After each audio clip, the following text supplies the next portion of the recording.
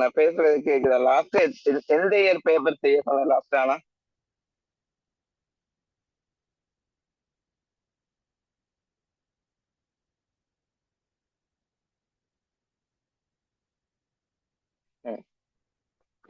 திருவிழி கேக்குதாமா நான் பேசுறது?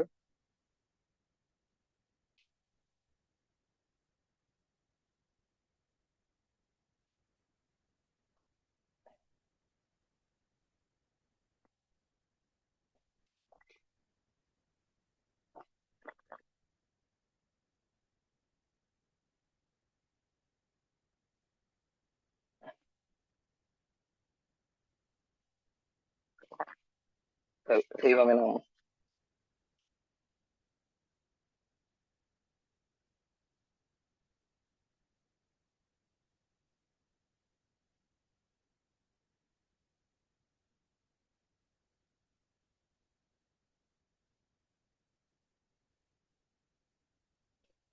எத்தனையாவது கணக்கு தெரியல, எத்தனையாவது பார்த்து.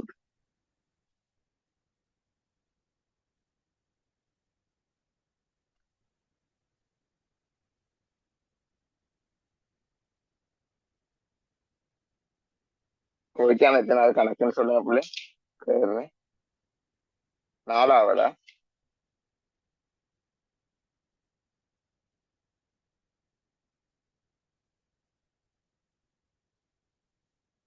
திருவிழி எத்தனையாவது கணக்கு?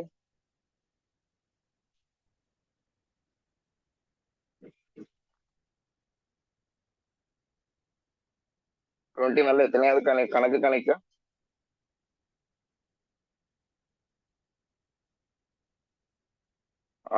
ரைட்.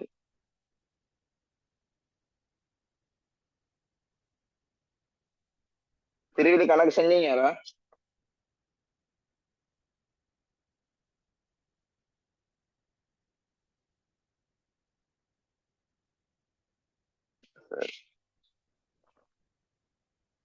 சந்தா கணக்கும் வருமான கூற்றும் கேட்டிருக்கான். சந்தா கணக்கும் வருமான கூற்றும் ரெக்கார்டிங் போட்டு அப்ப எழுதுவோம், தீர்வோம். சந்தா கணக்கு முதல்ல. சந்தா கணக்கு வருமான கூற்றம் பக்கத்துல போடும்.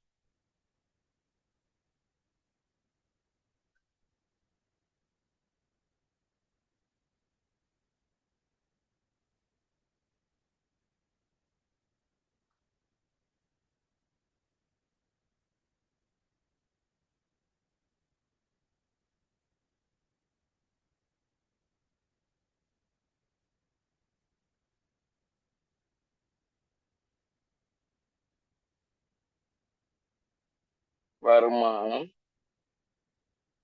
செலவீனம். சரி, பார்ப்போம். முதலாவது நம்ம சந்தா கணக்கு தயாரிக்கிற மாதிரி தான் பெட்டர். முதல்ல சந்தா கணக்கு தயாரிப்போம். ஒரு நிமிஷம்.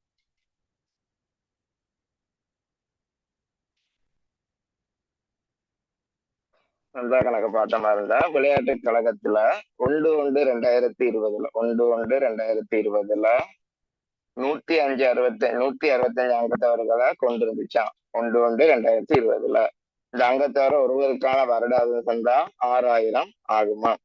சரியா? இப்ப 31/12/2020 முடிவடைந்த வருடத்துக்கு தான் கணக்கு தயாரிக்கிறோம். அந்த முடிவடைந்த வருடம் தொடர்பான தகவல்கள் தந்திருக்காங்க. இவ்வருடத்தில் 25 புதிய பங்காளர்கள் அனுமதிக்கப்பட்டுள்ளதுடன் அவர்கள் 2 வருடங்களுக்குமான வருட சந்தாவை ஒரே தடவையில் செலுத்தினர். அதாவது அழகா விளங்கிக்கோங்க, இந்த கணக்குகள் இப்படித்தான் செய்யறது. கொஞ்சம் ரஃபா போட்டு வச்சுட்டு ஃபைனலா செய்யறது. ஏன்னா உடைச்சு தந்திருப்பான். இந்த முற்பணம் வருமதிகள் இருக்கு தானே, அதெல்லாம் உடைச்சு தந்திருப்பான். அப்ப இந்த கணக்குகளை நாங்க ரஃபா கொஞ்சம் செஞ்சுதான் இந்த சந்தா கணக்குல நாங்க போடுறது. இப்ப இறுதி முற்பணத்தை சும்மா ரஃபா எழுதுவோம், சரியா? ரஃபா இது செய்கை மாதிரி இறுதி முற்பணத்தை பார்த்த மாதிரி இருந்தா இதுல பாருங்க, இவ்வருடத்துல 25 புதிய அங்கத்தவர்கள் அனுமதிக்கப்பட்டாங்களாம். அதாவது ஆரம்பத்துல நிதியாண்டு ஸ்டார்ட் ஆகல 165 பேர் இருந்திருக்காங்க. அதுல இப்ப இன்னொரு 25 பேர் புதுசா சேர்ந்திருக்காங்களாம். சரியா? அப்ப அந்த சேர்ந்து 25 பேர் 2 வருடங்களுக்கான சந்தா பணத்தை ஒரேடியா செலுத்தி இருக்காங்க. அப்ப நிதியாண்டு ஆரம்பத்துல சேர்றாங்க. அப்ப 2 வருடங்களுக்கான சந்தா பணத்தை என்ன சொல்றது ஒரேடியா செலுத்துறாங்கன்னா, இந்த வருஷத்துல சந்தா பணத்தை செலுத்திட்டாங்க. அதே நேரத்துல அடுத்த வருஷம் சந்தா பணத்தையும் சேர்த்து செலுத்தியிருக்காங்கன்னு அர்த்தம். அப்ப அவங்க செலுத்தல 2 வருஷம் சந்தா பணத்துல உழைக்கப்பட்ட சந்தா வருமானம்ன்றது 1 வருட சந்தா பணம் தான். மத்த அடுத்த வருட சந்தா பணம்ன்றது என்னது அவங்களுக்கு முற்பணமா தந்திருக்காங்க. அப்ப அது எங்களுக்கு என்னது முற்பண வருமானம். அப்ப எங்களுக்கு 1 முற்பண வருமானம் தான் என்னது அந்த சந்தா பணம். நான் ஏன் சொல்றேன்னா, இன்னும் வேற முற்பணங்களை பத்தியும் எதுவும் சொல்லி இருக்கலாம். என்ன செஞ்சிருப்பாங்க உடைச்சு உடைச்சு தருவாங்க. அதுதான் பிரச்சனை. நான் உங்களுக்கு சொல்றது செஞ்சு முடியக்குள்ள விளங்கும். அதனால நாங்க ஒரு செய்கை மாதிரி ரஃபா போட்டுட்டு கடைசியா இறுதி முற்பணத்தை போடுறது பெட்டர். இங்கேயே டிரெக்டா போடலாம், பட் கடைசியா போடுறது பெட்டர் ரஃபா செஞ்சுட்டு. அப்ப இறுதி முற்பணம் எவ்வளவு? இப்ப இறுதி முற்பணத்துல 1 முற்பணம் எவ்வளவுனா 25 பேர் புதுசா சேர்ந்தவனுங்க 2 வருஷ சந்தாவை முழுமையா செலுத்துறாங்க. அப்ப 1 வருஷ சந்தா எக்ஸ்ட்ரா செலுத்தினதுன்றது என்னது முற்பண சந்தா. அப்ப 6000 ஒருவருக்கான வருடாந்த சந்தா எவ்வளவு 6000. அப்ப எத்தனை பேர் 25 பேர் செலுத்தியிருக்காங்கன்னா 25 பேர் செலுத்தியிருக்காங்கன்னா எவ்வளவு செலுத்தியிருப்பாங்க 12,000 பெருக்கி பார்த்தோம்னா 2 வருட சந்தா தானே செலுத்தியிருக்காங்க. 2 வருட சந்தா தானே செலுத்தியிருக்காங்க. அப்ப நம்ம 12,000 பெருக்கி பார்த்தோமா இருந்தா அவங்க எங்களுக்கு 3 லட்சம் ரூபாய் மாதிரி செலுத்தி இருப்பாங்க. ஆனா அதுல 1 வருட சந்தா, அதாவது 1,50,000 மட்டும்தான் என்னது உழைக்கப்பட்ட வருமானம். மீதி 1,50,000 என்னது முற்பணம். அப்ப அதுக்கு ஒரே ஒரு இறுதி முற்பணம் ஒன்று கட்டாயம் வரணும் 1,50,000. இது விளங்கிட்டான்னு சொல்லுங்க. இதை முற்பணம் நான் சொல்றது விளங்குதா? அதையே வந்துச்சுன்றது.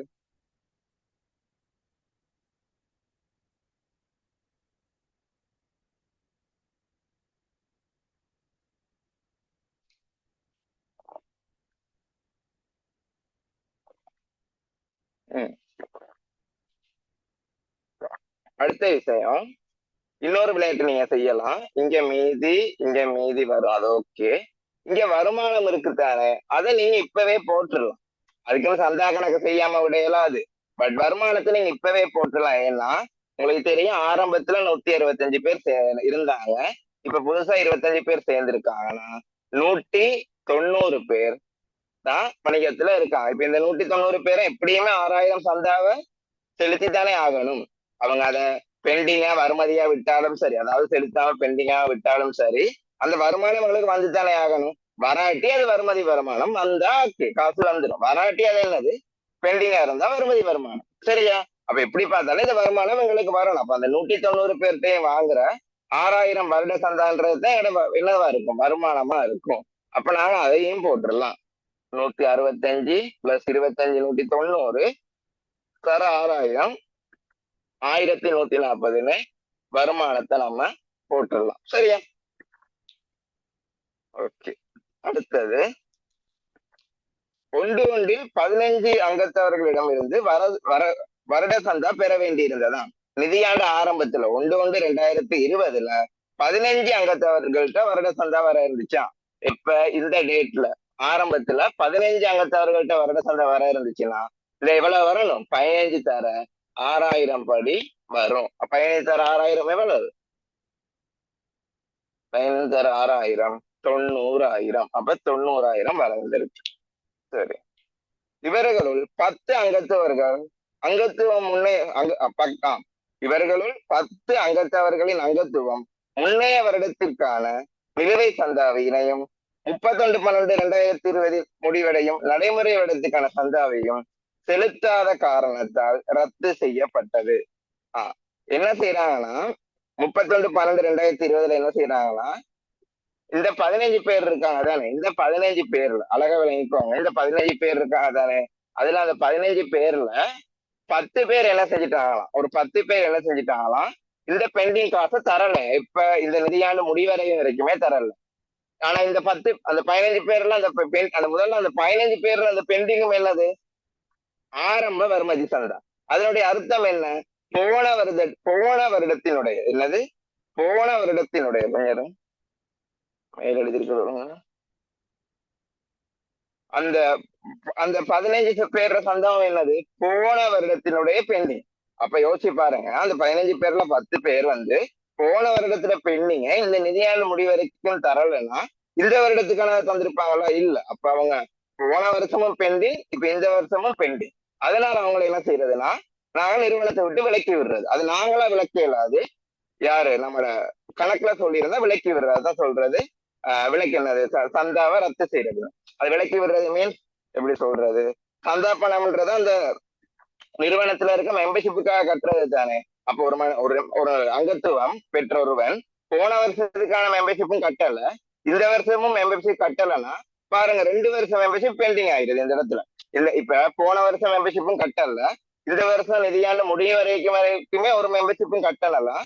போன வருஷம் பெண்டிங், இந்த வருஷம் பெண்டிங்னு பார்த்தா 2 வருஷம் என்ன செய்யறோம், பெண்டிங் ஆயிரும். அப்ப என்ன செய்யணும்னா நீங்க அவரை விலக்கி விட்டுறணும். அப்ப அவரை விளக்குறதுக்கு நம்மள்ட்ட ஒரு பதிவு காணப்படும். அவரை விளக்குறதுக்கு நம்மள்ட்ட ஒரு பதிவு காணப்படும். அவரை விளக்கும் போது அந்த பதிவு எப்படி காணப்படும்னா அதை நாங்க சந்தா பதிவளிப்புன்னு சொல்றது. சந்தா பதிவளிப்புன்னு சந்தா கணக்குல செலவு வைக்கிறோம். அப்பதான் இல்லாம ஆக்கலாம். அது எப்படி செலவு வைக்கிறேன்னா அந்த சந்தா பதிவளிப்புல 2 விஷயம் உள்ளடக்கும். ஒன்று, இந்த ஆரம்ப அவரோட வருமதியை இல்லாம ஆக்கணும். இனிமே அவர் தரப்போறது இல்லையே, அதனால அந்த சந்தா பதிவளிப்பு ஆரம்ப அவரோட வருமதியை இல்லாம ஆக்கணும். 10 பேர் தானே, 15 பேர் அப்படி இல்லையே, 15 பேர் தர இருக்கு, அதுல 10 பேர் தானே அப்படி செய்யறாங்க. 10 பேர்னா 10 தர 6000, 60,000 சந்தா இல்லாம ஆக்கணும். என்னத்துக்கு, ஆரம்ப வருமதி தாரதுக்கு. இதே 10 பேர் அதே மாதிரி இந்த வருஷமும் தர இருக்கு தானே, உண்டு 60,000 இல்லாம ஆக்கணும். இந்த 90,000க்குள்ள இருக்க அவங்களோட ஆரம்ப வருமதி அவங்க இப்ப விலக்கி விட்டுறாங்க. அது அவங்க மீதியில நம்ம வச்சிருந்தவங்க செய்ய இயலாது.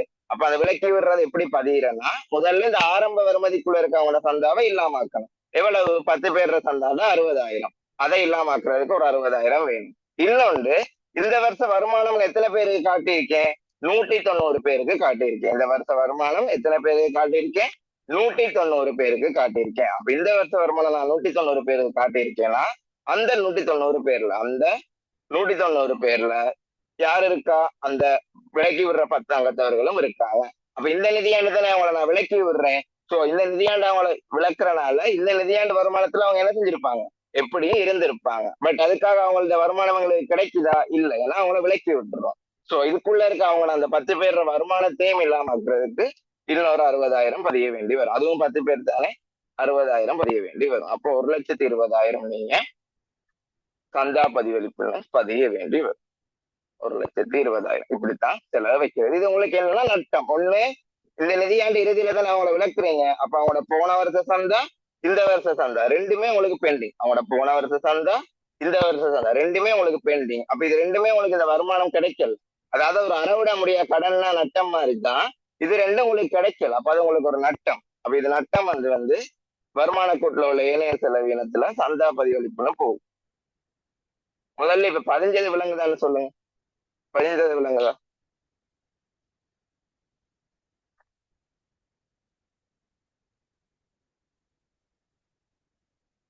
சந்தா பதிவளிப்புலாம் என்னன்னு சொல்றது விளங்குதா?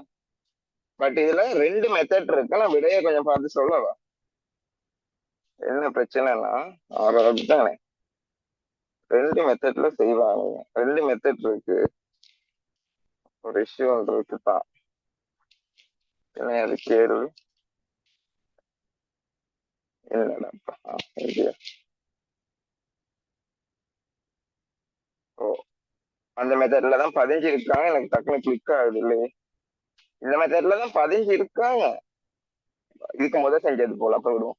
சரித்தானே, இந்த மெத்தட் சரித்தானே. என்ன செய்வாங்கன்னா நார்மலா விளங்கிக்குவாங்க.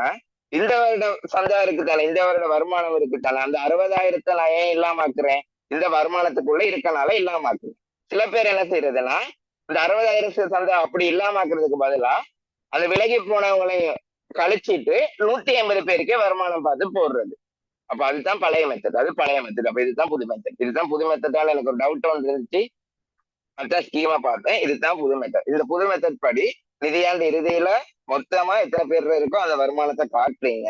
அப்படி விலகி போனா அவங்க விலகி போனவங்களோட வருமானத்தை இல்லாம ஆக்கி விட்டீங்கன்னா சரி. அப்ப ஏன் நான் 1,20,000 இல்லாம ஆக்கணும், அந்த விலங்குற பங்காளனா விலங்கின அங்கத்தவனுடைய முன்னைய வருடாந்த வருமதி சந்தா மேல இருக்கும், அவரை இல்லாம ஒரு 60,000.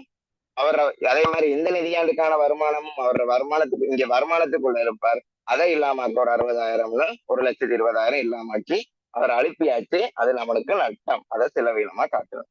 ஓகே, அடுத்தது மிகுதி 5 அங்கத்தவர்களும் தமது நிலுவை சந்தாவையும் நடைமுறை வருட சந்தாவையும் செலுத்தி இருந்தனர். மிகுதி இன்னொரு விஷயம், நம்ம ஒரு விஷயத்த யோசிக்கல நாங்க. Very sorry, very sorry. இது கொஞ்சம் அப்படி செய்ய வேண்டிய கணக்கு தான் நாங்க. அந்த வகையில இப்ப எல்லாம் இதெல்லாம் கிளியர் தானே. இறுதி முற்பணம் அப்படியே இருக்கட்டும், நம்ம ரஃபா செஞ்ச இறுதி முற்பணம் அப்படியே இருக்கட்டும். அடுத்தது நம்ம பெற்ற காசையே இந்த இடத்துல ரஃபா போட வேண்டிய ஒரு கட்டாயத்துல இருக்கும். பெற்ற காசு எவ்வளவுன்றதே ரஃபா கண்டுபிடிக்க வேண்டிய கட்டாயத்துல இருக்கும். மறந்துடாதீங்க, முதலாவது ஒரு காசு உங்களுக்கு கிடைச்சிச்சு. 25 பேர் 2 வருட சந்தா தந்தாங்க. 25 பேர் 2 வருட சந்தா. 2 வருட சந்தால எவ்வளவு? 12,000 படி தந்தாங்க. அப்ப எவ்வளவு வந்துச்சு நமக்கு? 3 லட்சம் ரூபாய் காசு வந்துச்சு. சரியா? ரெண்டாவது, இப்ப 15 பேர்ல 10 பேர் தரலன்னு ஒரு கதை சொல்லியிருக்கான். மீதி 5 பேர் இருக்காங்க தானே. மீதி 5 பேர், மீதி 5 பேர் வந்து தமது நிலுவை சந்தாவையும் தந்து இந்த வருடத்துக்கான சந்தாவையும் செலுத்தி இருக்காங்க. அதாவது 5 பேர், அந்த மேல இருக்க 5 பேர் வந்து மேல இருக்க 15 பேர்ல 10 பேர் தானே தரலன்னு நாங்க விலக்கி விட்டோம். மீதி 5 பேர் அவங்க அந்த பெண்டிங்கையும் தந்து, அப்ப பெண்டிங்ல எவ்வளவு? 6,000. 5 தர 6,000த்தையும் தந்து இந்த வருடத்துக்கானது எவ்வளவு? அதுவும் 6,000 தானே. இந்த வருடத்துக்கான வருட சந்தாவையும் தந்திருக்காங்க. இதை நான் சொல்றது விளங்குதா? அப்ப மொத்தம் 60,000 சந்தா தந்திருக்காங்க. அப்ப அவங்க எந்த ஒரு பெண்டிங்கும் வச்சு இல்லைன்னு சொல்ல வராங்க. சரியா? அவங்க அந்த நிலுவையா இருந்தவங்க போன வருஷ பேலன்ஸ் 6,000 படி வருட சந்தா அதையும் தந்து இந்த வருடத்துக்கான சந்தாவும் தந்திருக்காங்க. அப்ப அவங்க போன வருஷ பெண்டிங் 30,000, இந்த வருஷம் அவங்களோட சந்தா 30,000ன்னு மொத்தம் 60,000 தந்திருப்பாங்க. இந்த ரெண்டு பெற்ற காசுலயும் கன்ஃபியூஷன் இல்லை எதுவும்?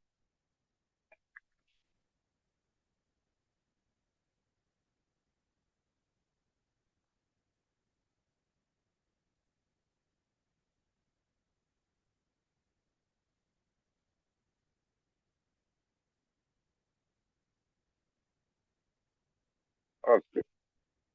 மத்தாக்கள் யாரு? திருவிழி?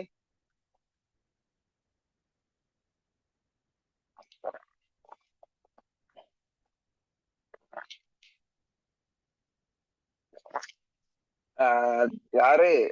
திருவிழி எக்ஸாமுக்கு ரெடியாமா?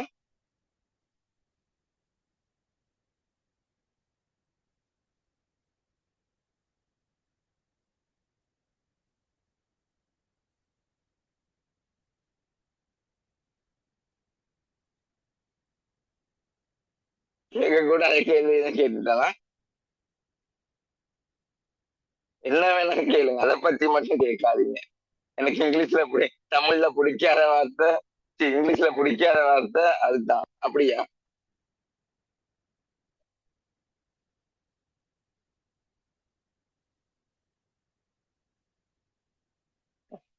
அதுதான் சார். சரி, அதுதான். நேத்து சொன்ன மாதிரி எதையும் யோசிக்காம ஃப்ரீயா எக்ஸாம செய்யும். நடக்கிறது நடக்கட்டும். சரி. அடுத்தது 12 அங்கத்தவர்கள் இறுதி வருட சந்தாவை செலுத்தவில்லையா? 12 அங்கத்தவர்கள் இறுதி வருட சந்தாவை செலுத்தவில்லையா? அப்ப பாருங்க, நமக்கு 12 அங்கத்தவர்கள் நடைமுறை வருடத்துக்கான வருட சந்தாவை செலுத்தலையா? ஓகே. அப்ப உங்களுக்கு இறுதி வருமதி ஒன்றே ஒன்று தான் இருக்கு. ஏன்னு சொல்லுங்க. இந்த பெண்டிங் உள்ள 15 பேர்ல 10 பேரை விலக்கிட்டோம். மீதி 5 பேர் பெண்டிங் வைக்காம எல்லாம் தந்துட்டாங்க. அப்ப இவங்கள எந்த ஒரு பெண்டிங்கும் இல்லை. இந்த வருஷம் உள்ளவங்க ஏதாவது சந்தா செலுத்தாடித்தான் சிக்கல். அதுல அழகா சொல்லிட்டாங்க தெளிவா.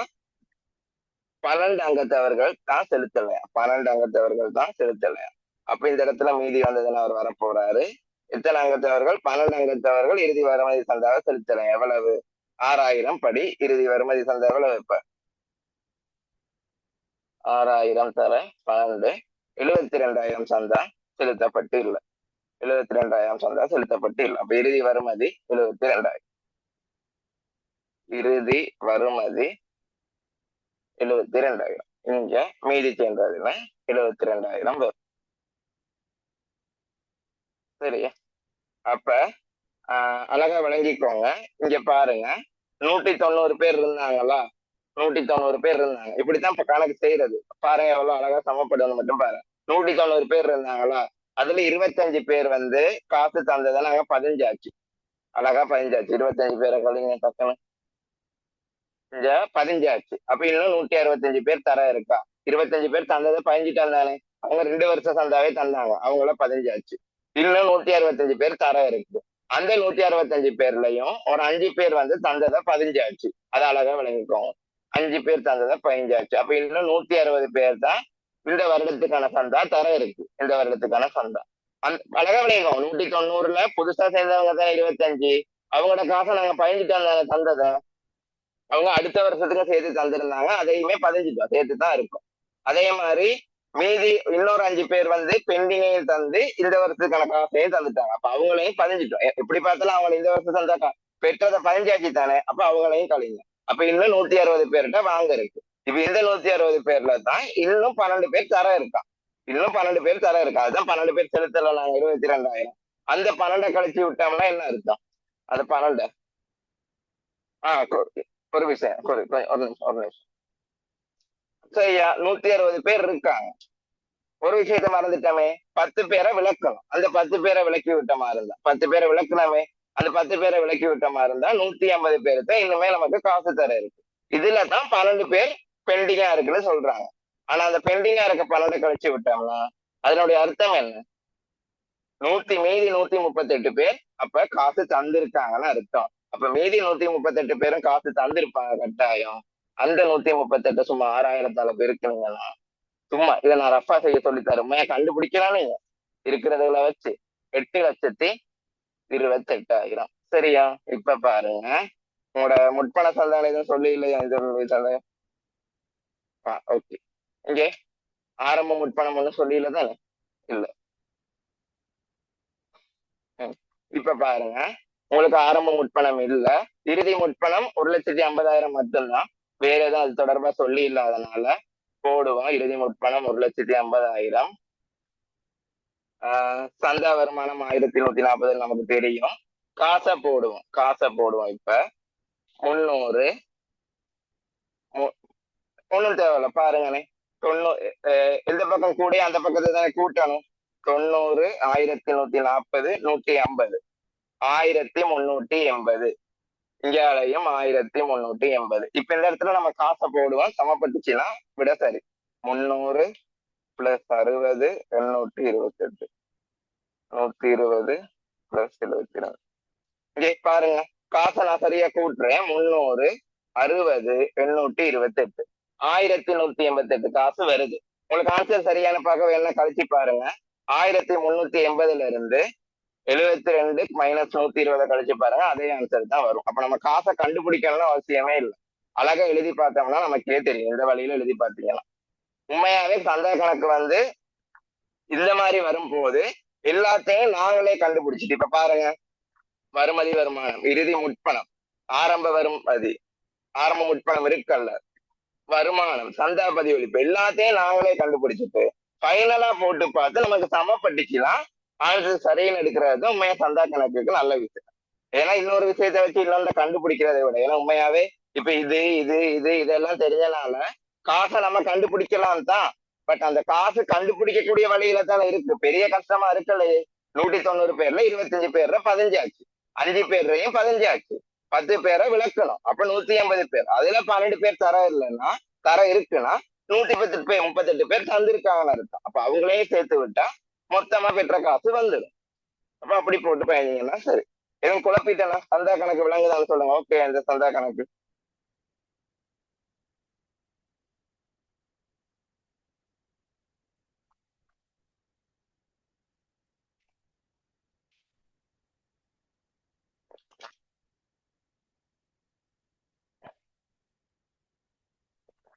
சரி. அப்ப இங்க சந்தா வருமானத்தை போட்டுருவோம். சந்தா 1,140. அடுத்தது காசு பாய்ச்சல் கூற்று படிக்கணும். முதலீடுகள்ல சம்பந்தமா பார்க்கணும். நிறைய வேலை இருக்கு, பார்ப்போம். சரி, அடுத்தது வேலையை தகவல் வாசிச்சுட்டு வருவோம். நன்கொடைகள் அவை பெறப்பட்ட வருடத்தில் இருந்து ஆரம்பித்து 5 வருடங்களுக்கு வருமானம் என காணுவது விளையாட்டு கழகத்தின் கொள்கை ஆகும். அதாவது நன்கொடைகள் எதுவும் பெற்றீங்களா இருந்தா, மேலதிக தகவல் இருக்க வாட்சிட்டு செய்யறதான் நல்லதுன்னு சொன்னேன். நன்கொடைகள் எதுவும் பெற்றீங்களா இருந்தா அத பெற்ற ஆண்டுல இருந்து 5 வருடங்களுக்கு வருமானமா காட்டுறது வழக்கமா. அப்ப அந்த வகையில நீங்க பெருவளவுல ஒரு பெற்ற நன்கொடை ஒன்று இருக்கு 1,200. பெருவளவுல ஒரு பெற்ற நன்கொடை ஒன்று இருக்கு 1200. அந்த 1200 அப்ப அஞ்சால பிரிச்சு வருமானமா காட்டுவோமா இருந்தா, அதுல அழகா சொல்லியிருக்காங்க. ஒரு வருடத்துல ஒரு நன்கொடை பெறுறீங்களா இருந்தா இது 5 வருடமா பிரிச்சு வருமானமா காட்டும். அப்ப 1200 இந்த வருடம் பெறுறோம். அதை 5 வருடமா பிரிச்சு வருமானமா காட்டுறோம்னா ஒரு வருஷத்துக்கு எவ்வளவுன்னு காட்டுவோம்? 240ன்னு காட்டுவோம். அப்ப முதலாவது பெற்ற நன்கொடை 1200 5ஆல பிரிச்சு முதல் வருட வருமானம் 240 காட்டுவோம். அது வருமான கூற்றுக்கு வரும். அடுத்தது விளையாட்டு நிகழ்வில் இருந்து பெற்ற வருமானம் 709 790. விளையாட்டு நிகழ்விலிருந்து வந்த வருமானம் 790. அப்ப அதுவும் வருமானம். சரியா? ஓகே. அடுத்தது கொடுப்பனவு பயிற்றுனர் படி 1150. பயிற்றுனர் படி 1150. அப்ப அது செலவு. விளையாட்டு உபகரண கொள்வனவு 400. அது செலவா வராது. விளையாட்டு உபகரண கொள்வனவுன்றது ஒரு சொத்து கொள்வனவு. அலுவலக செலவு 550. ஆனா அது என்னது? காசா கொடுத்தது தானே. அதை கொஞ்சம் கவனமா பாருங்க. அலுவலக செலவு மட்டும் செல்மதியா இருக்கு பாருங்க. அலுவலக செலவு மட்டும் செல்மதியா இருக்கு. அலுவலக செலவுல ஆரம்ப செல்மதி 100, இறுதி செல்மதி 70. அப்ப 550ஓட நாங்க என்ன செய்யணும்? ஆரம்ப செல்மதியை கழிக்கணும், இறுதி செல்மதியை கூட்டணும். அப்படித்தானே சொல்லி தந்திருக்கேன். ஆரம்ப செல்மதியை கழிக்கணும். செலுத்துற காசோட செலுத்துற காசோட ஆரம்ப செல்மதியை கழிக்கணும், இறுதி செல்மதியை கூட்டணும். அப்ப அலுவலக செலவு 520 வருவாரு. வேற அவ்வளவுதான். விளையாட்டு உபகரண கொள்வனவு ஒரு செலவு அல்ல. விளையாட்டு உபகரண கொள்வனவு ஒரு செலவு அல்ல. ஆனா அந்த விளையாட்டு உபகரண மீதியை பாத்தீங்களா இருந்தா ஆரம்பத்துல 1500 மீதி காணப்படுது. உங்களோட கொண்டு செல் பெறுமதி 1500 காணப்படுது. இப்ப விளையாட்டு உபகரணம் 400 கொள்வனவு செய்றீங்கன்னா 1900 தானே விளையாட்டு உபகரணம் காணப்படணும். ஆரம்பத்துல 1500 மீதி விளையாட்டு உபகரணம் காணப்படுது. அதுல 400 விளையாட்டு உபகரணத்தை கொள்வனவு செய்றீங்கன்னா 1900 உபகரணம் தான் காணப்படும். ஆனா இறுதி கொண்டு செல் பெறுமதி காட்டுறது 1600 மட்டுமே. 1600 மட்டுமே. அப்ப 300 குறைஞ்சிருக்கு. இதுக்கான காரணம் என்ன? கொண்டு செல் பெறுமதி குறையுதுன்னா பெருமான தேய்வு. அப்ப விளையாட்டு உபகரண தேய்வு 300. இதை மறந்துடாதீங்க. ஒரு ஒரு நடைமுறையெல்லாம் சொத்து இருந்துச்சுன்னா, அதாவது தேய்விடக்கூடிய காணியை தவிர்த்து தேய்விடக்கூடிய ஒரு நடைமுறை எல்லாம் சொத்து இருந்தா கட்டாயம் நமக்கு பெருமான தேய்வு வரும். அது எந்த வழியிலாவது கண்டுபிடிக்கிறதுக்கு தந்திருப்பாங்கன்றத மறந்துடாதீங்க. அப்ப அந்த வகையில நமக்கு எப்படி பெருமான தேவை கண்டுபிடிக்க வேண்டி வந்துச்சு? ஆரம்ப கொண்டு செல் பெறுமதி தந்தாங்க 1500. அதே மாதிரி இறுதி கொண்டு செல் பெறுமதியும் தந்திருந்தாங்க. அப்ப நாங்க என்ன செஞ்சோம்? ஆரம்பத்தோட இந்த வருஷம் கொள்வனவு செய்த கூட்டணும். அப்ப 1900 தான் வரணும். ஆனா இறுதியில எவ்வளவு மீதி காணப்படுது? 1200. அப்ப இந்த வித்தியாசத்துக்கான காரணம் என்ன? பெருமான தேய்வுன்னு கண்டுபிடிச்சோம். வேற ஒண்ணும் உங்களுக்கு சொல்றதுக்கு இல்லாங்களே. லேசான கணக்கு தான் இது. அப்ப இங்க கூட்டுனீங்கன்னா 1140, 240, 790. 1140, 240, 790, 2170 மொத்த வருமானம். அதுல இருந்து செலவு கழிச்சா 120, 2090 செலவு கழிச்சா 80 மிகை லாபம் வருது. ஆனா அதை நாங்க இங்க லாபம்னு சொல்றது இல்ல, வருமான மிகைன்னு சொல்லுவோம். வருமான மிகைன்னு சொல்லுவோம். வருமான மிகைன்னு சொல்லுவோம். சரியா? இது கிளியரா உங்களுக்கு?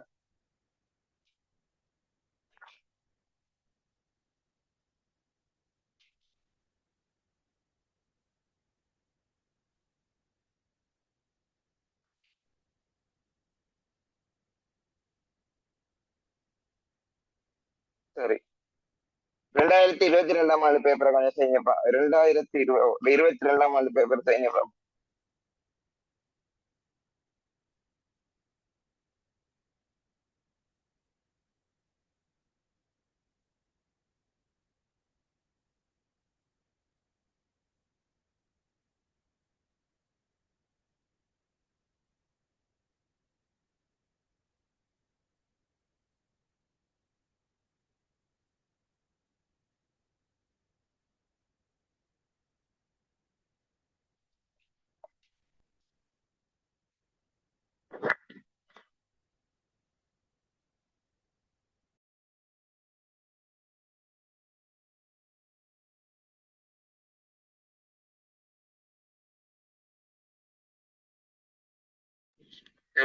கடிச்சு தான் 2022 பேப்பர் செய்ய சொன்னது.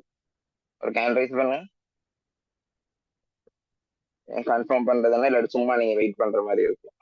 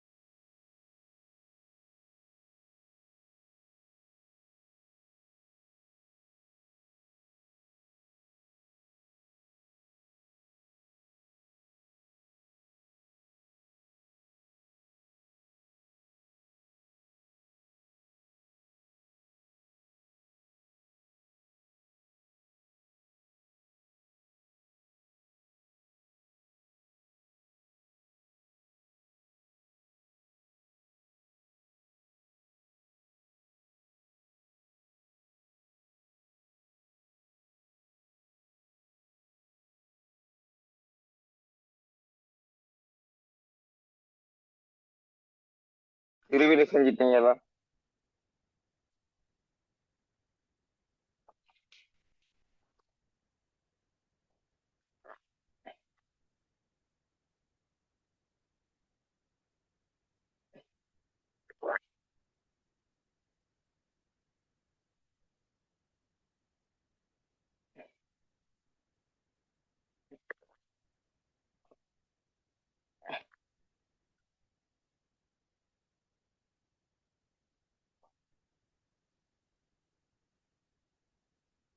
சரி, இருங்க.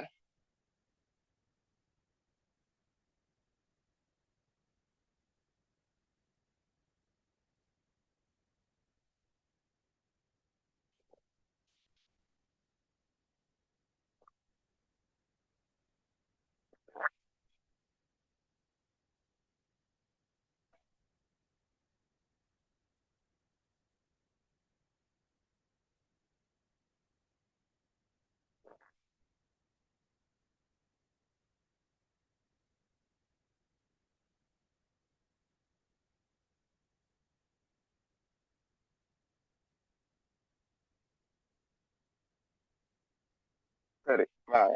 சந்தா கணக்கு மட்டும்தானே கேட்டிருக்காங்க, செய்வோம் பாரு. சந்தா கணக்கு, சந்தா கணக்கு. அப்ப எளிமையின் சங்கமானது கிராம பகுதிகளில் கல்வி நடவடிக்கைகளை முன்னேற்றுவதற்கான நலமுறை சங்கமாக ஆரம்பிக்கப்பட்டதாம். இச்சங்கத்தின் அங்கத்தவருக்கான ஒருவருக்கான மாதாந்த சந்தா 2000 ஆகும். பின்வரும் தகவல்களை 31/12 முடிவடையும் வருட சந்தாவுடன் தொடர்புடையவர் ஆகும். இங்க பாருங்க, ஒரு மாத சந்தா தான் 2000 ரூபாய். அப்ப ஞாபகம் வச்சுக்கோங்க, வருஷத்துக்கு கணக்கு செய்றீங்க. அப்ப ஒரு ஆளினுடைய வருட சந்தான்றது 24,000. ஒருவனுடைய வருட சந்தான்றது 24,000. சரி, அப்ப பார்ப்போம். 1/1/2025 சங்கத்தில் உள்ள அங்கத்தவர்களின் எண்ணிக்கை 240 இருந்ததாம். சந்தா கொடுப்பனவானது பின்வருமாறு இருந்தது. 1/1/2000 உள்ளவாறு 35 அங்கத்தவர்களின் சந்தாவானது 3 மாதங்களுக்கு நிலுவையா இருந்ததாம். அதாவது 1/1/2022 ஆரம்ப வருமதியா ஒரு 35 பேர்ற சந்தா 3 மாசத்துக்கு நிலுவையா இருந்துச்சான். 35 பேர்ற சந்தா எத்தனை மாசத்துக்கு? 3 மாசத்துக்கு. அப்போ ஒரு மாசத்துக்கு 6000. அப்ப 3 மாதத்துக்கு நிலுவைனா, ஒரு மாதத்துக்கு 2000. அப்ப 3 மாதத்துக்கு நிலுவைனா 6000. ஒரு ஆள்ட சந்தா 6000 படி 35 பேர் நிலுவையா இருந்திருக்கான். எப்படி அழகா சொல்லியிருக்காங்க பாருங்க. 1/1 ஆரம்பத்துல 35 அங்கத்தவர்களோட சந்தா 3 மாதங்களுக்கு தான் நிலுவையா இருந்திருக்கு. அப்ப 3 மாதம்னா 6000 தான் பெருக்கணும், அதை மறந்துடாதீங்க. அப்ப ஆரம்ப வருமதி 2,10,000 தான் வரும். அடுத்தது, இவர்கள் 25 அங்கத்தவர்கள் இந்த சந்தா நிலுவைகளையும் 2020 முழு சந்தாவையும் நடைமுறை வருடத்தில் செலுத்தினர். இதுக்கும் நாம காசாக பெற்ற சந்தாவை சும்மா ரப்ப எழுதி வைப்போம். இந்த 35 பேர்ல யாரு? இந்த 35 பேர்ல ஆரம்பத்துல இருந்த 35 பேர்ல 25 பேர் என்ன செஞ்சிருக்காங்கன்னா, அந்த நிலுவை சந்தான எவ்வளவு? 6000. அது மட்டும் இல்லாம அதே 25 பேர் இந்த வருடத்துக்கான முழு வருட சந்தாவையும் செலுத்தியிருக்காங்க. அப்ப எவ்வளவு? 24,000 செலுத்தியிருக்காங்க. அப்ப அவங்கள்ட்ட இருந்து நமக்கு வந்த சந்தான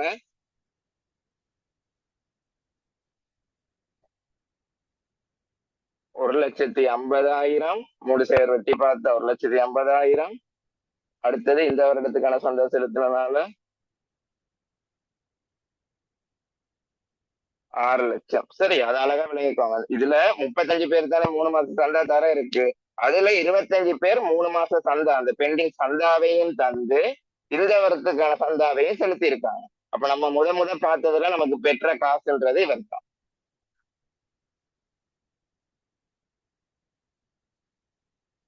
மீதியாக உள்ள 10 அங்கத்தவர்கள் 2021 வருடத்தில் நிலுவையாக உள்ள சந்தாவினையும், மீதியுள்ள ஒரு 10 அங்கத்தவர்கள், மீதி அதாவது இந்த 35 பேர்ல 25 பேரை பத்தி தான் கழிச்சிருந்தா, மீதி உள்ள 10 அங்கத்தவர்கள் 2021 நிலுவை சந்தாவை கொடுத்திருக்காங்க.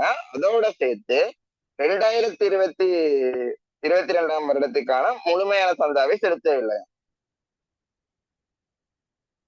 sorry. மீதியாக உள்ள 10 அங்கத்தவர்கள் 2021 வருடத்திற்கான நிலுவையாக சந்தாக்களையும் 2022 வருடத்திற்கான சந்தாவையும் செலுத்தவில்லையா? சாரி, 35 பேர்ல 25 பேர் காசு தந்திருக்காங்க. போன வருஷ பெண்டிங்கையும் தந்து இந்த வருஷ காசையும் தந்திருக்காங்க.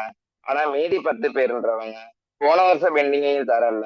இறுதி வருமதியா இந்த வருஷ பெண்டிங்கையும் தரல. அப்ப இறுதி வருமதியில ரஃபா மார்க் பண்ணிக்கோங்க. ஒரு 10 பேர் வந்து நமக்கு 24,000 தானே வருட சந்தா, ஒரு மாச சந்தா தானே 2,000. அப்ப 10 பேர்கிட்ட இருந்து எங்களுக்கு ஒரு 2,40,000 வர இருக்கு. அந்த 10 பேர் இந்த வருடத்துக்கான முழுமையான சந்தாவையும் தரல, அவங்களோட பெண்டிங் 3 மாச சந்தாவையும் தரல. சரியா?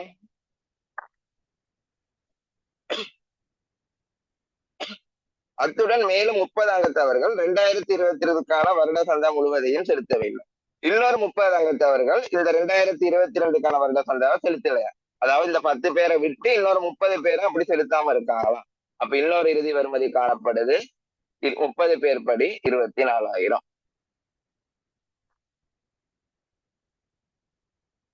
7,20,000. அப்ப அழகா பாருங்க, இறுதி வருமதி நமக்கு அங்கே 2 காணப்படுது. ஒன்று 10 பேர் போன வருஷம் பெண்டிங்கா தர இருக்கவங்க 10 பேர் போன வருஷம் பெண்டிங்கையும் தராம இந்த வருஷத்தையும் தராம விடுறாங்க. சோ அதுல ஒரு இறுதி வருமதி வருது. அதை விட்டு இன்னொரு 30 பேர் வந்து இந்த வருஷத்துக்கான 30 பேர் வந்து ஒரு இந்த வருஷம் சந்தாம தராம விடுறாங்க. அதுல ஒரு 7,20,000 வருது. 2021 டிசம்பர் மாதத்தில் 50 அங்கத்தவர்கள் 2022 வருடத்திற்கான முழுமையான சந்தாவையும் செலுத்தி இருந்தனர். இதை கவனமா வாசிங்க. இப்ப நீங்க கணக்கு செஞ்சுட்டு இருக்கிறது 2022 ஆண்டுக்கு. அவன் உங்களுக்கு ஒரு இன்ஃபர்மேஷன் சொல்றான். நீங்க இப்ப கணக்கு செய்யறது 31/12/2022 ஆண்டுக்கு. அவன் உங்களுக்கு ஒரு இன்ஃபர்மேஷன் சொல்றான். 2021 ஆண்டு டிசம்பர் என்ன செஞ்சிருக்கீங்கன்னா 2021 ஆண்டு டிசம்பர் 2022க்காக ஒரு 50 பேர் சந்தாவை செலுத்தியிருக்காங்கன்னு சொல்றோம். 2021 டிசம்பர் 2022 ஆண்டுக்கான சந்தாவை செலுத்திருக்கீங்க. அப்ப அதுல அர்த்தம் என்ன? 2021 ஆண்டு முற்பணமா 2022க்காக சந்தாவை நீங்க பெற்றிருக்கீங்க. 50 பேர் வந்து 2022க்கான சந்தாவை 2021 டிசம்பர்லயே தந்திருக்காங்க. அதுதான் சொல்ல வரேன். நடைமுறை வருடத்துக்கான சந்தாவை 2021 டிசம்பர்லயே தந்திருக்காங்க. அப்ப அதுல அர்த்தம் என்ன? ஆரம்ப முற்பணம். எத்தனை பேர்? 50 பேர் தானே. எவ்வளவு? 24,000 படி 1,200. 50 தானே, 24,000 படி 1,200. சரியா? மேலும் 2022 டிசம்பர் மாதத்தில் 30 அங்கத்தவர்கள் 2023 ஆண்டு முதல் 3 மாத சந்தாவை செலுத்துறீங்களா? நீங்க அடுத்த வருஷத்துக்கான சந்தாவை பெற்றிருக்கீங்க, செலுத்தி இருக்காங்க. அங்கத்தவர்கள் ஒரு 30 பேர் 2023 ஆண்டுக்கான இப்ப அடுத்த வருஷம் 2023 அடுத்த வருஷத்துக்கான முற்பண சந்தாவை செலுத்தி இருக்காங்க. எவ்வளவு? முதல் 3 மாச சந்தா. அப்ப பார்ப்போம். முதல் 3 மாச சந்தான எவ்வளவு? 6,000 படி. 6,000 படி 30 பேர். 6,000 படி 30 பேர். அதாவது ஒரு மாச சந்தானா 2,000 தானே. அப்ப 3 மாச சந்தானா 6,000. முதல் 3 மாச சந்தா 2023க்காக செலுத்தி இருக்காங்க. அது என்னது? அடுத்த வருட சந்தா. அப்ப 30 பேர் அப்படி செலுத்தி இருக்காங்களா? 6,000 தர 30 1,80,000. அப்ப இறுதி முற்பணம்ன்றது 1,80,000. ஏனைய அங்கத்தவர்கள் நடைமுறை வருடத்தின் சந்தாவை முறையாக செலுத்தி இருந்தனர். ஏனைய அங்கத்தவர்கள் நடைமுறை வருடத்துக்கான சந்தாவை முறையாக செலுத்தி இருந்தாங்களாம். சரி, இப்ப பார்ப்போம். முதல்ல உங்களுக்கு இறுதி வருமதி அழகா போட்டுடலாம். மீதி சென்றது, மீதி வந்தது. எவ்வளவு இறுதி வருமதி? அங்கே 7,20,000 பிளஸ் 240 960 இறுதி வருமதி முதல்ல அழகா போடுவோம். ஓகே, இப்ப அடுத்தது பெற்ற காசை ரஃபா போட்டு தானே. பெற்ற காசை பாத்தீங்களா இருந்தா கடைசி இப்ப வந்த காசு, அதுக்கு பிறகு உங்களுக்கு வந்த காசு இந்த 30 பேர் தான். 30 பேர் சந்தாவை பத்தி தான். அதாவது 30 பேர் வந்து முதல் 3 மாத சந்தாவை அட்வான்ஸா செலுத்துறாங்க. அதை பத்தி வந்திருக்கு. அப்ப 30 பேர் சந்தா அட்வான்ஸ் 6,000னா 1,80,000 செலுத்தி இருப்பீங்க. இது நீங்க பார்க்க தேவையில்ல. எல்லாத்தையும் போட்டு நீங்களே காசை கண்டுபிடிக்கலாம். பட் நான் உங்களுக்கு ஒரு ரஃபா சொல்லித்தரேன். நாம பார்க்க முடியும்னு சொல்லித்தரேன். அப்ப மேல உள்ளது என்னன்னு தெரியும், இதுவும் உங்களுக்கு தெரியும். அதாவது பெண்டிங் வந்த காசு, அந்த பெண்டிங் வச்சிருந்தவங்க இந்த வருஷத்துக்கும் சேர்த்து தந்த காசு தான் இது. இந்த 30 பேர் 6000 சந்தாயம்ல அடுத்த வருஷத்துக்கு முற்பணமா தந்தது. அப்ப இன்னும் எத்தனை பேர் நடைமுறை நடைமுறை வருடத்துல இருந்தவங்க ஒழுங்கா செலுத்தி இருக்காங்கன்னு சொல்லியிருக்காங்க தானே. அப்ப நம்ம பார்ப்போம். நமக்கு 240 பேர் மாதிரி இருந்தாங்க தானே. அதுல 240 பேர்ல 25 பேர் கதை முடிஞ்சு அதை நாங்க செஞ்சாச்சு. சரியா? 215 பேர். அந்த 215 பேர்லயும் போன வருஷமே இந்த வருஷத்துக்கான சந்தை 50 பேர் தந்துட்டாங்க தானே. போன வருஷமே இந்த வருஷத்துக்கான சந்தை 50 பேர் தந்திருக்காங்க. அதுதான் ஆரம்ப முற்பணமா வந்துச்சு. அந்த 50 பேர் திருப்பி தர போறது இல்லை. அப்ப அவங்களும் தந்த மாதிரி தான் இருக்கணும். அப்ப அது போனா 165. இதுலயும் 10 பேர் விளங்கினவங்க தரமாட்டேன்னு சொல்லிட்டாங்க. அதை நாங்க வருமதியா பதிஞ்சாச்சு. அப்ப 155 பேர். இந்த 155 பேர்ல இந்த வருஷத்துக்கு சந்தாவை தரமாட்டேன்னு சொன்னது 30 பேர். அப்ப 125 பேர். அப்ப 125 பேர் தான் இந்த வருஷத்துக்குன்னு காசை தந்திருப்பாங்க. அவங்க தந்திருப்பாங்க. எவ்வளவு? 24,000 படி. எவ்வளவு?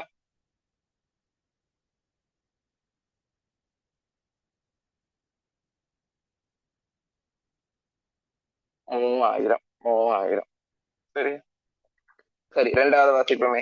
1/7/2022 60 புதிய அங்கத்தவர்கள் இணைந்துள்ளனர். இவர்களுள் 40 அங்கத்தவர்கள் 6 மாத சந்தாவை முற்பணமாக செலுத்தினர். மீதி 20 அங்கத்தவர்கள் 31/12 ஆகும் போது 5 மாதங்களுக்கு மட்டுமே சந்தாவை செலுத்தி இருந்திருக்காங்க. அதாவது அழகா பாருங்க, கொஞ்சம் கவனமா பாருங்க. 1/1/2022 நிதியாண்டு ஸ்டார்ட் ஆகுது. 31/12/2022 நிதியாண்டு முடியுது. 1/1/2022 நிதியாண்டு ஸ்டார்ட் ஆகி 31/12/2022 நிதியாண்டு முடியுது. இந்த தருணத்துல 1/7/2022 என்ன செய்யறாரு? 60 அங்கத்தவர்கள் இணைகிறாங்களாம். 60 அங்கத்தவர்கள் இணைகிறாங்க. அப்படின்னா ஆரம்பத்துல 240 பேர் இருந்தாங்க. இப்ப 60 பேர் இணைகிறாங்கன்னா எவ்வளவு? 300 அங்கத்தவர்கள். ஆனா அந்த 60 பேர் எப்ப இணைகிறாங்க? 1/7 தானே இணைகிறாங்க. அப்ப கவனமா இருங்க. 1/7 இருந்து 12 வரைக்கும் பார்த்தமா இருந்தா 7, 8, 9, 10, 11, 12. அவங்க 6 மாத சந்தா மட்டும்தான் தரணும். ஒரு வருஷ சந்தா தர வேண்டிய அவசியம் இல்லை. 6 மாத சந்தா மட்டும்தான் தரணும். அப்ப அந்த வகையில 60 பேர்ல 40 பேர் என்ன செய்யறானுங்கன்னா 40 பேர் என்ன செய்யறானுங்கன்னா அங்கத்தவர்களும் இவர்களும் 40 அங்கத்தவர் 6 மாதத்துக்கான சந்தாவை முற்றாக செலுத்தி இருக்காங்க. இந்த 40 பேர் 6 மாசத்துக்கான சந்தாவை முற்றா செலுத்தி இருக்காங்க. 6 மாத சந்தான எவ்வளவு? 2000 படி 6 மாசத்துக்கு பார்த்தா 12,000 ரூபாய் சந்தா. அப்ப 2000 படி 12,000 ரூபாய் சந்தா செலுத்தி இருக்காங்க 6 மாசத்துக்கு. சரியா? எவ்வளவு? 40 பேர். 40 தான் இருக்கணும். 40 பேர் 2000 படி 12,000 6 மாசத்துக்கான சந்தாவை செலுத்தி இருக்காங்க. முற்றா ஒழுங்கா செலுத்திட்டாங்க. 4,80,000 ரூபாய். இவங்கள எந்த பிரச்சனையும் இல்லை. ஏன்? 6 மாத சந்தாவை முற்றா செலுத்திட்டாங்க. அவங்க 6 மாத சந்தா தான் செலுத்தணும். ஏன்? 1/7 தானே சேர்ந்திருக்காங்க. ஓகே. மீதி 20 பேர் என்ன செஞ்சிருக்காங்கன்னா 5 மாச சந்தா மட்டும்தான் தந்திருக்காங்க. அதாவது ஒரு மாசத்துக்கு 2,000னா ஒரு ஆள் 10,000 சந்தா தான் தந்திருக்காங்க. அப்ப 50,000 சரி 20 பெருக்குனீங்கன்னா 2 லட்சம் ரூபாய் சந்தா மட்டும்தான் வந்திருக்கு. 20 பேர்கிட்ட உண்மையாவே வர வேண்டியது எவ்வளவு? 60 பேர்ல 40 பேர் அழகா 6 மாச சந்தாவையும் தந்துட்டாங்க. ஆனா 60 பேர்ல 5 பேர் என்னது 20 பேர் என்ன செஞ்சிருக்காங்க? 5 மாச சந்தாவை மட்டும்தான் தந்திருக்காங்க. அந்த 5 மாச சந்தாதான் எவ்வளவு? 10,000 ஒரு ஆளுக்கு. அப்ப 20 பேருக்கு பார்த்தா 2 லட்சம் ரூபாய். சரியா? இப்ப என்ன பிரச்சனைலாம் அப்படின்னா என்ன அர்த்தம்? கடைசி ஒரு மாசம் சந்தா 20 பேர் தரலையா? அப்ப அதுல வருமதியும் எங்களுக்கு இருக்கு.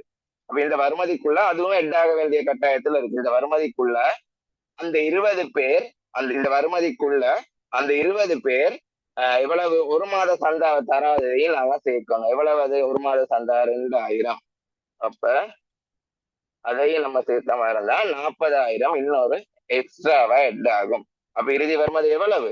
960 இல்ல 1000 ஆயிரும். இறுதி வருமதி 960 இல்ல 1000 ஆயிரும். மீதி 40 பேர் ஒழுங்கா தான் தந்திருக்காங்க. சரியா? அவ்வளவுதான் விஷயம். இப்ப இந்த காசை இங்க சேர்த்து விடுவோம். 481 அடுத்தது 200 உண்டு. இவ்வளவுதான் நீங்க பெற்ற காசுகள். சரியா? இப்ப பாருங்க, சந்தா வருமானம் கேட்டுக்கொண்டீங்களா இருந்தா நீங்க அழகா போடலாம். 240 ஆரம்பத்துல இருந்தாங்க, 60 பேர் பிறகு சேர்ந்தாங்களா, அப்ப மொத்தம் 300 பேர். ஆனா இந்த 240 பேருக்கும் நாங்க வருட சந்தா பார்க்கலாம். 240 பேருக்கும் வருட சந்தா பார்த்தோம்னா 24,000 பெருக்கி பார்க்கலாம்னு சொல்றேன். வருட சந்தா பார்க்கலாம். எவ்வளவு? ஏன்னா வருஷம் ஃபுல்லா இருந்தவங்க 5,760. ஆனா ஆனா ஆனா 60 பேர், ஆனா 60 பேர் 6 மாசத்துலதான் வந்திருக்காங்க. அப்ப அவங்களுக்கு அரை வருட சந்தா தான் 12,000 தான் பார்க்கணும். அப்ப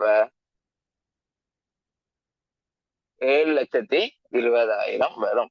அப்ப 300 பேருக்கும் சந்தா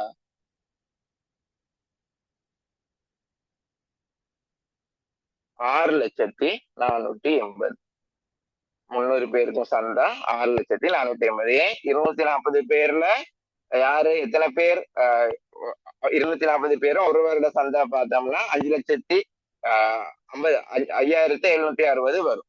மீதி 60 பேர் 6 மாசம் தானே வந்திருக்காங்க. அப்ப அவங்களுக்கு சந்தா வருமானம் வந்து 6 மாசத்துக்கு தானே பார்க்கலாம். அப்ப 12,000 வரும். இதுகள் விளங்குதா? இது வரைக்கும் சொன்னதெல்லாம் இடையில கேட்கவே இல்லை இன்றைக்கு உங்கள்கிட்ட. சாரி, நீங்க ஓகே செய்யறனால நான் கேட்கல. சாரி.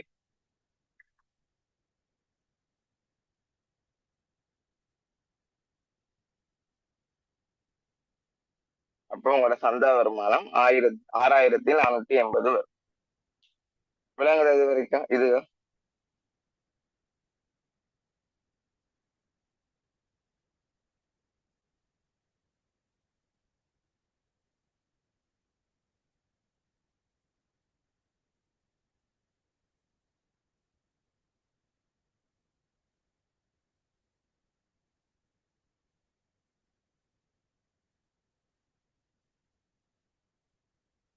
ஓகே. 20 தர 2,000, 40,000, 30 தர 24, 7,20,000, 10 தர 24, 2,40,000. இதுல என்னமோ பிழைக்கிற மாதிரி இருக்கு. கொஞ்சம் இனத்தை பார்க்க விட்டேன்.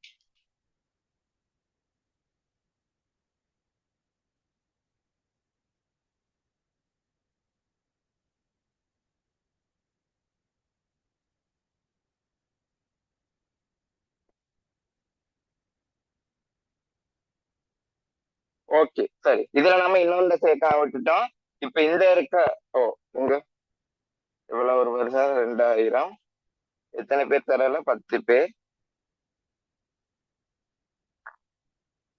இங்க பாருங்க, இந்த இறுதி வருமதியில நான் ஒரு விஷயத்த மிஸ் பண்ணிட்டு இருப்பேன். இறுதி வருமதியில ஆரம்பத்துல இருந்தாங்க தானே, என்னது 10 35 பேர்ல 25 பேர் தானே தந்தானுங்க. மீதி 10 பேர் தரல. அந்த 10 பேர்ல ஆரம்ப வருமதியே அந்த இடத்துல 3 மாசம் பெண்டிங்கா தானே இருக்குது.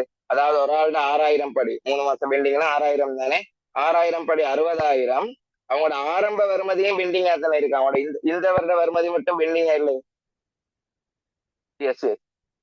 இப்பதான் பார்த்தேன். ஆரம்ப வருமதியும் பெண்டிங்கா இருக்கு தானே. அப்ப அதையும் நம்ம சேர்க்கலாம். அப்ப இறுதி வருமதி 60,000. ஓகே, சரி. இப்ப மோஸ்ட்லி நமக்கு காசு சமப்படணும். பட் அதனால நாங்க இதை போட்டு பார்த்துட்டு செக் பண்ணிப்போம். சரி. 210, 6,480, 180, 6,770. அதுல இருந்து இந்தியாவிலையும் 6,770 போட்டோம்னா நம்மளோட பெற்ற காசு 1,060 மைனஸ் 1,200, 4,610 வருது. இது சமப்படணும். சரிங்களா? மேபி எதையும் மிஸ் பண்ணிருப்போமா தெரியும். 3,480, 200, 4,610. அப்ப உங்களுக்கு விளங்குது, நம்ம ரஃபா பார்த்தாலும் நமக்கு ஆன்சர் வரும். பட் என்னன்னா, இதை கவனமா செய்யுங்க. சின்ன ஒரு மைனர் மிஸ்டேக்ல மிஸ் பண்ணாலும் சமப்படாம போயிடும். சரியா? அப்ப நீங்க இதை நான் இப்ப தெரிய கணிதத்தை வச்சு கண்டுபிடிச்சு போடணும்னு இல்லை. 4,610 தூக்கி இங்க போட்டிருந்தாலும் சந்தா கணக்கு சமப்பட்டிருக்கும். சரி. சந்தா கணக்கு திருவெளிக்கு சுவரா கிளியரா? கணக்கு கணிக்க அனுப்பியிருந்தாங்க, திருவெளி அனுப்பல. அதனால நீங்க எனக்கு சொன்னாதான் தெரியும். சுவரா கிளியரா?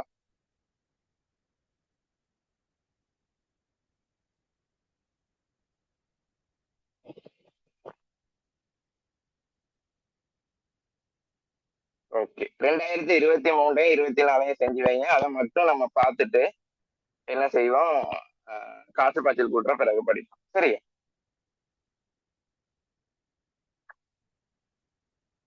ஓகே தானே? இப்ப நான் முடிக்கிறேன். 23 25 நீங்க செஞ்சு வைங்க. எதுவும் டவுட்ஸ் இருக்கா சந்தா கணக்குல? ஓகே. காசு பாய்ச்சல் கூட்டுற கொஞ்சம் பார்க்க இருக்கு, அதை பார்ப்போம். அப்புறம் மீதிகளை அந்த அதுக்கேற்ற ஆர்டர்ல முதலீடு கதைகளை பார்த்தோம்னா சரி.